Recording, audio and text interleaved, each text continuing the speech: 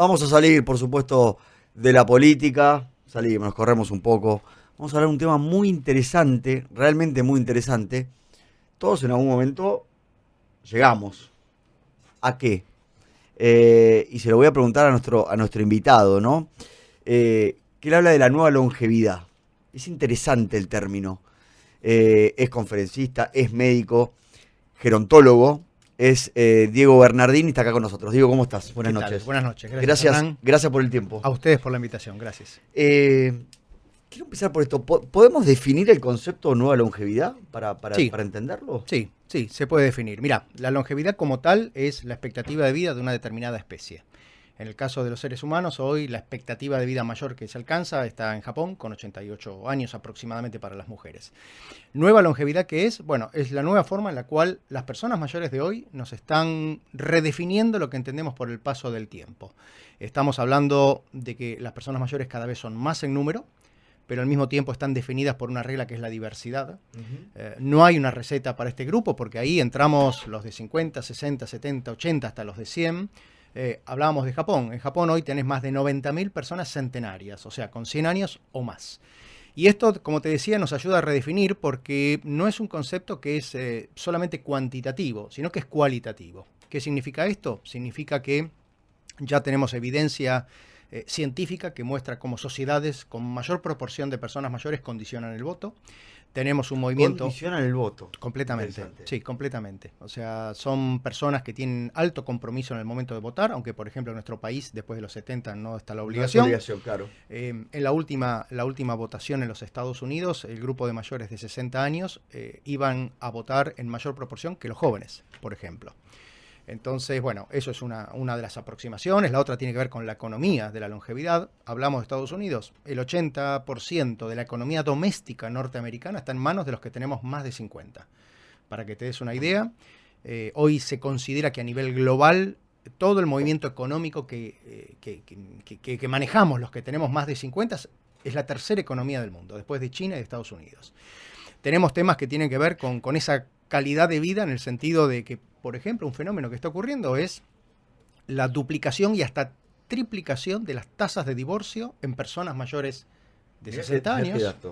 Y después, ¿querés otro más de color con esto? Bueno, la mayor proporción de enfermedades de transmisión sexual se están dando en los mayores de 65 años. Mirá qué dato. Por eso, esto es un fenómeno muy nuevo. Estamos hablando de los últimos 25 a 30 años. A mí me tocó conceptualizarlo, vengo trabajando esta idea. A ver, yo me dedico a esto hace más de 30 años. Yo era de los que antes de terminar la carrera de medicina ya sabía a qué me iba a dedicar. Pero todo este concepto de nueva longevidad lo empecé a trabajar en el año 2017, se plasmó en mi segundo libro que se publicó en el 19. Y bueno, hoy estamos trabajando, hoy se volvió política pública. En Bogotá, el último plan estratégico de la alcaldía de Bogotá colocó claramente la necesidad de una política pública basada en nueva longevidad. Requiere política pública. Correcto, completamente. Y ya estamos acá trabajando en algún aspecto con el gobierno de la ciudad de Buenos Aires, hay que decirlo, porque ellos ya se interesaron en esto. Entonces, esto es ni más ni menos, a diferencia de otros marcos conceptuales que hubo antes, como el envejecimiento activo, es el empoderamiento de nosotros, de cada uno de nosotros como personas, donde yo estoy seguro que a todos los que estamos acá no quisiéramos que por el hecho de cumplir años en determinado momento nos digan cómo te tenés que vestir, con quién te tenés que acostar o qué tenés que comer. O sea, esto es la dignidad, es nosotros como sujetos de derecho e impulsar la autonomía hasta el último momento de nuestras vidas. ¿Nos marca algo la edad hoy? Más allá de Mirá, un número. Yo te diría que más que la edad, quien te lo marca es la sociedad, que todavía te está diciendo que a los 6 años tenés que entrar a la escuela, a los 18 sos un adulto y a los 60 te jubilan. O sea, hoy cuando hablamos con las personas, esas personas que hoy tienen 60, 70, esas personas que están quizás más adelante en el camino de la vida, ellos lo que te dicen, y es lo que no estamos haciendo, hablar y escuchar a esas personas, es que ellos se dan cuenta de la edad que tienen cuando se miran al espejo y ven las arrugas, porque por dentro te dicen, mira, yo me siento, sí, a ver, me canso un poquito más, quizás tengo menos fuerza, pero tengo muy en claro qué me gusta, qué no me gusta y qué me hace perder el tiempo. Y yo me doy cuenta de la edad cuando me miro al espejo. Entonces, hoy la edad cronológica, Hernán, no nos define. O sea, hoy la edad no define qué ideas tenés, qué proyectos, qué ganas, enamorarte. Hoy no te define la edad. O sea, es un concepto nuevo, es un concepto acorde a este nuevo siglo XXI. En esto que decís, todavía en el imaginario popular te lo pregunto, ¿flota la idea de que las personas de mayor edad son las, por ejemplo, más reacias a las novedades o a la tecnología, al cambio? Bueno, mira, te lo contesto con dato duro. O sea, hoy sabemos que más del 70, casi 80% de las personas mayores utilizan Internet, utilizan redes y además los estudios nos muestran que no solo te colocan el like, sino que te comentan. Sí, claro. Sí. Y Entonces, comparten. Completamente. Comparten todo. Y son influencers, porque cada vez hay más de estos. Sí.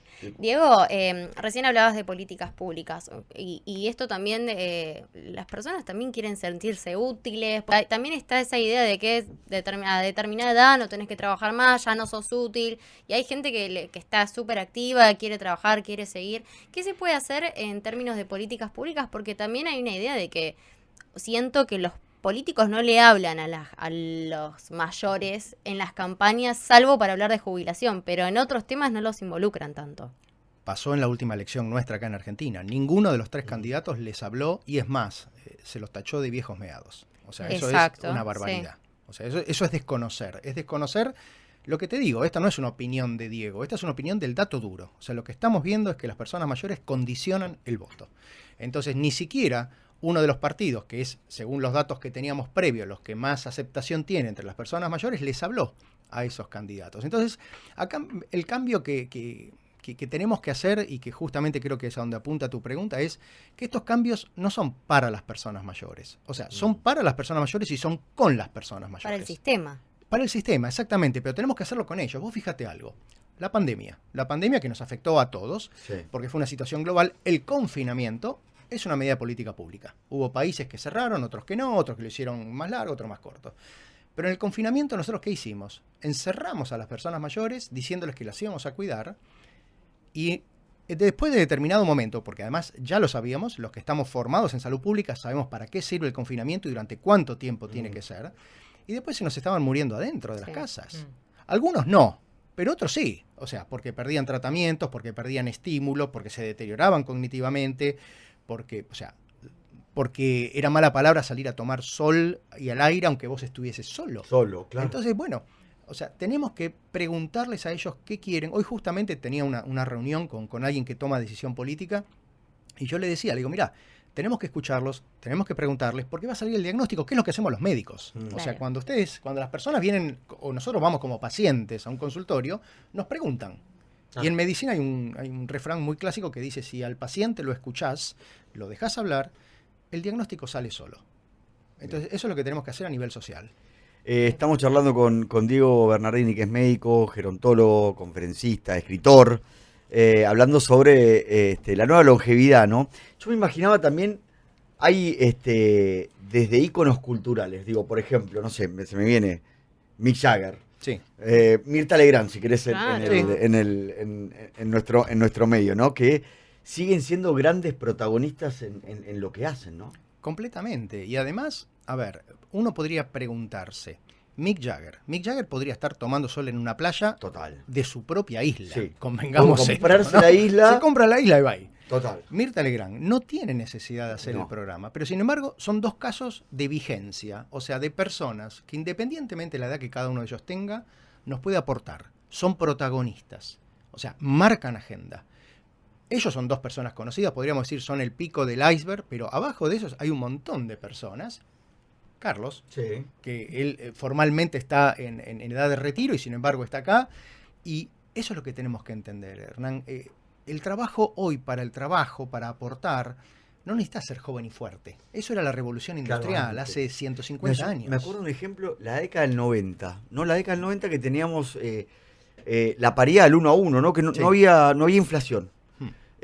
Cuando se sale de esa paridad y viene, me acuerdo, el gobierno de la Rúa, que empiezan los números a cambiar, claro, había que empezar a liquidar, aparecía, esas cosas, tuvieron que llamar gente grande que habían apartado, la habían sacado, eliminado, porque ya no era necesaria, entre comillas, Sí. porque, bueno, y sin embargo volvió, ¿no? Es que vos fíjate, esas personas mayores de hoy, si pongámosle un número como para establecer un corte, si se quiere, una segmentación, personas de más de 75 años, esas personas nacieron en otro mundo. nacieron sin la televisión, nacieron Sí, sin el el hombre a la celular. luna, sin la el- píldora sin anticonceptiva. exacto. O sea, esas personas mayores de hoy, que son las que conquistaron, las que hicieron las grandes conquistas sociales del siglo XX, son las personas de hoy que pueden transmitir todo eso. Yo, por ejemplo, mira, el mes pasado estuve en El Salvador. El Salvador tuvo una guerra civil hasta hace pocas décadas atrás. Esas personas mayores son las que te pueden transmitir a esas generaciones más jóvenes lo que significó una guerra civil, por ejemplo, en El Salvador.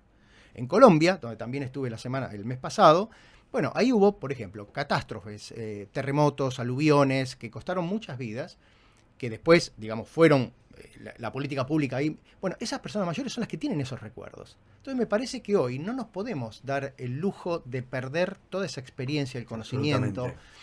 Yo con esto no quiero decir tampoco que todo viejo es sabio, porque, No, porque son estereotipos, ¿de acuerdo? Tal cual. Pero hay un capital humano que es muy importante. Lo que vos decías, en nuestro país, las generaciones más jóvenes de hoy no saben lo que fue la devaluación, Claro. el 2001, lo que fue una secuencia de cambios de gobierno, no saben lo que fue un gobierno militar. Un o sea, gobierno militar, una hiperinflación, lo que hemos vivido en la República Argentina. inclusive muchos de ellos no saben lo que es una cultura de trabajo. Bueno, ¿De acuerdo? Entonces, tal vez toda una generación, ¿no? claro, por eso mismo. Totalmente. Entonces me parece que es algo. Hoy tenemos que hablar de vigencia, no de productividad. Yo me reía, les contaba la anécdota acá, porque tenemos una oyente y el fin de semana, por una circunstancia, la vi, ¿no? Entonces me dice, no, porque te escribí por Instagram, me escribe, me comenta, no, me gustó, no me gustó. Y se me maneja, tiene 80 años. Claro. Impecable, Amalia, le mando un beso. Y tienen una que todavía no sigue, algo por ahí ya nos tendría que sorprender, ¿no? Pero nos sorprende. Te pregunto, Diego, ¿qué nos falta como sociedad para terminar de abrazar el paradigma de la nueva longevidad, por ejemplo? Nos falta entender que lo mejor que nos puede ocurrir a todos nosotros es cumplir años. Nos falta entender que cumplir años no debe ser penalizado. Vos fijate que estamos cumpliendo años porque vivimos más y eso se logró gracias a los avances del siglo XX. Y no puede ser que en el siglo XXI nos quejemos de los beneficios del siglo XX. Y nos falta como sociedad darle oportunidad a esas personas. Si vos hablás con las personas mayores y les preguntás en qué quieren aportar, en qué les gustaría, todos ellos te van a decir. Alguien te va a decir, mira, yo quiero leerle, ponele, a los pacientes que están en el hospital. Otro te va a decir, yo quiero ir a la Plaza de Mayo a orientar a los turistas que están perdidos porque hablo 2 idiomas. Otro te va a decir, y a mí me gusta, por ejemplo, los chicos en los jardines de infantes. Bueno, eso está estudiado y eso se hace en otras partes del mundo. Entonces lo que necesitamos es ver qué prácticas hay en otras partes del mundo que puedan resultar a nuestra idiosincrasia y abrir oportunidad. Porque hoy sabemos que cuando esas personas, digamos, dejan un ritmo de trabajo formal y se van a sus casas, si nosotros las mantenemos ocupadas, no solo van a vivir más, sino que van a vivir mejor y van a vivir más sanas. Total. Entonces yo tengo que mantenerlas ocupadas y contentas. Y para eso tengo que saber qué les gusta hacer a cada uno de ellos y darle la oportunidad de que puedan hacerlo en nuestra sociedad. A partir de tu experiencia y lo que has visto, porque has viajado, ¿hay algún país o algunos países o alguna región que tengan vanguardia en este sentido, digamos? Sí, hay varios. A ver, también es claro que nosotros tenemos mucho más que ver, por ejemplo, con lo que se está haciendo en España que lo que se hace en Japón, Claro. por ejemplo, ¿no? O lo que se hace en otros países. Hay países que ya lo tienen en agenda, Reino Unido, Canadá, Estados Unidos, toda Europa. Europa es la región del mundo en términos demográficos más envejecida. Pero esto es un fenómeno que es global. Nuestra región, América Latina, ya está por debajo de la tasa de recambio. O sea, la tasa de recambio son 2 hijos por mujer o por pareja. Nosotros ya estamos por debajo de esto. Entonces ya tenemos que empezar a pensar cómo resolver porque nosotros no tenemos ni la riqueza que tiene Europa. Claro. No tenemos ni la máquina productiva que tiene Estados Unidos, ni tenemos la idiosincrasia asiática donde lo colectivo excede lo individual. Exacto. Entonces nosotros tenemos fragilidad institucional, tenemos desigualdad, tenemos una población muy urbana. La mayor parte en América Latina Sí. vivimos en ciudades. Acá en Argentina es muy concentrado, ¿no? Totalmente. Entonces, bueno, tenemos que entender cómo adaptar ese escenario. Hago la aclaración, estamos hablando, el futuro llegó. Esto no es lo que va a venir en los próximos claro. años. Esto es lo que está pasando ahora. Un absolutamente. dato del gobierno de la ciudad hace un par de semanas es que acá en Buenos Aires tenemos más mascotas que niños y niñas. Entonces eso ya te marca una pauta, que no solo es Buenos Aires, es Montevideo, es Washington, muchas ciudades del mundo ya tienen este fenómeno. Acá en Buenos Aires, hablando de donde estamos ahora, vos salís a la calle, esto va a pasar como viste cuando te compras un auto blanco y Sí. empezás a ver auto blanco por todos Por lados. todos lados. Bueno, después de esto vas a empezar a ver viejos y viejas por todos lados. Eso es verdad. ¿Entendés? Claro. Pero acá 1 de cada 4 son personas mayores de 60. Entonces, bueno, ahí tenemos un punto, me parece importante, donde trabajar y donde sentar, digamos, experiencia que pueda ser exportada a otros lados. Diego, Sí, dale, Sole. contame si desde tu punto de vista y desde lo que estudia lo científico, uno puede tener una edad, como quien dice, física, pero a la vez también una edad intelectual. Sí, completamente. Mira, eso da longevidad y de qué manera, eso te quiero preguntar, porque uno llega hoy físicamente desde otro lugar, Sí, con mirá, deporte, con comida sana. Es muy interesante eso. Hay varias edades. Por un lado está la edad cronológica que Sí. tenemos cada uno de nosotros. Sí. Después está la edad en que cada uno se autopercibe. Hubo el caso de un holandés que tiene 60 y pico de años y hace un par de años atrás fue a las autoridades y dijo, yo me autopercibo de 40 y tanto, así que quiero que me cambien el documento de identidad. Por Bueno, supuesto le dijeron está que muy no. bien. ¿De acuerdo? Pero Le no. dijeron que no. Está bien, pero no. Pero, y después tenés lo que vos decís, que es la edad funcional o la edad biológica. Por ejemplo, una persona que hoy hace deportes tiene valores de fuerza, de coordinación, de capacidad respiratoria de una persona quizás 20 o 30 años. Cognitivamente, que es lo que vos preguntaste, Claro. hay una serie de estudios que clasificaron a este grupo de personas como superagers en inglés, que son como los superancianos, por llamarlo así, que son personas que tienen desempeños cognitivos de personas de 30 años menores. Una cuestión que encontraron en común de este grupo de personas, por ejemplo, ya lo mencionábamos, Mirta es una de ellas, por Sí. ejemplo, ¿no? Mirta tiene un desempeño cognitivo de una mujer mucho más joven. Bueno, encontraron, por ejemplo, que esas personas tienen como rasgo común tener vínculos afectivos, amigos, amistades, estar rodeado de personas, digamos, pero de personas donde además pueden compartir alegrías y tristezas, cuestiones profundas, Como digamos. estímulos constantes de Sociales. conversación, Sociabilizar, sociales. digamos, Exactamente. estar en contacto, Sociabilizar. no aislarse, ¿no? Bueno, uno de los desafíos de la nueva longevidad es la soledad indeseada. O sea, hablábamos, estamos en ciudades, estamos todos conectados, pero poco comunicados. Entonces, bueno, hoy Claro, sabemos... Está bueno eso, ¿eh? Conectados, Claro. obviamente, pero poco comunicados. Claro, entonces el asunto es ese, es entender qué está pasando con esta sociedad que tiene muchos edificios donde viven personas mayores y que quizás el que más o menos conoce cuál es el movimiento es el encargado del edificio. Claro. Esto lo hemos visto también en otros lados, lo hemos estudiado y hemos entrenado a los encargados del edificio para que, por ejemplo, sean personas que puedan detectar cuando pasa algo y, en todo caso, articular Dar con... una alarma exacto, con el o servicio de aviso. urgencias. Ujú. Entonces, bueno, eso es lo que está pasando. Ahora, vuelvo con esto. Esto es hablar de el hoy. Esto es lo que está ocurriendo hoy. Y parecería ser que todavía en la agenda no está metido. Y además, yo creo que hay que colocarlo y empezar a trabajar cuanto antes porque dentro de unos años lo mejor que nos puede pasar es a nosotros ser parte de ese Exactamente. grupo. Me gusta el título de tu libro, La Segunda Mitad. Y sí, Tal cual. Y sí, porque vos fíjate algo, hablando justamente de los estudios científicos y demás, cuando nos preguntan cuándo dejamos de percibirnos jóvenes, es apenas pasado los 40. O sea, yo creo que, no sé a las chicas, pero nosotros ya nos dijeron, señor, ¿tiene hora? En la No, calle. a mí también. Eso, a mí pará. también me han morir. dicho, Eso, señora. eso fue terrible. Es terrible, claro. Vos Eso decís, fue el primer señor ¿tiene hora? A mí claro. cuando dijeron, señor, alcánceme la pelota. Sí. Claro. Es terrible. Fútbol. Es un Por montón. suerte todavía, Casi me muero. por suerte todavía no nos dijeron, venga, siéntese que le corresponde. Ese día va a ser bravo, ¿no? Ese día, sí. Turno con el psicólogo. Pero ese es un punto. Entonces, vos fíjate, dejamos de percibirnos jóvenes después de los 40.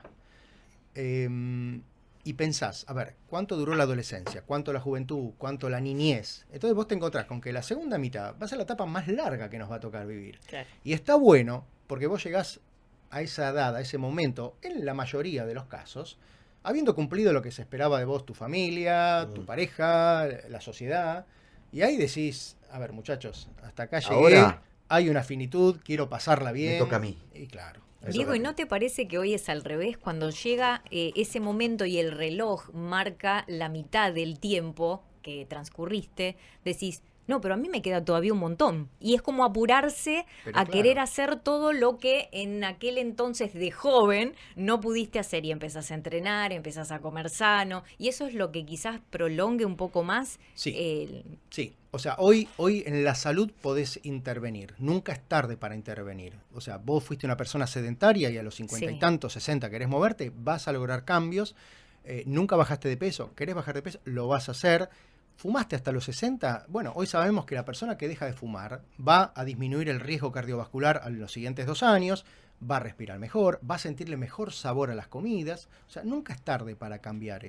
Y lo interesante es que eso que vos mencionaste, que es la salud, es lo que define nuestra calidad de vida. Claro. O sea, cuando hice mi tesis doctoral en Salamanca, que lo hice en medio rural, pueblos de 300 habitantes, con la mayor parte de personas mayores, yo les preguntaba a las personas de allí, les preguntaba si se consideraban personas mayores. Y te decían que sí, claro, tengo 70, tengo 80, tengo 90. Entonces les preguntaba, ¿se considera una persona viejo, vieja? Ah, no, eso es otra cosa, me decían. Ah, distinto. Ahí. Entonces les decía, Viejos bueno, son los trapos. claro, le decía, ¿y por qué? ¿Por qué? ¿Cuál es la diferencia? Claro. Y ¿sabes lo? Todos me dijeron lo mismo.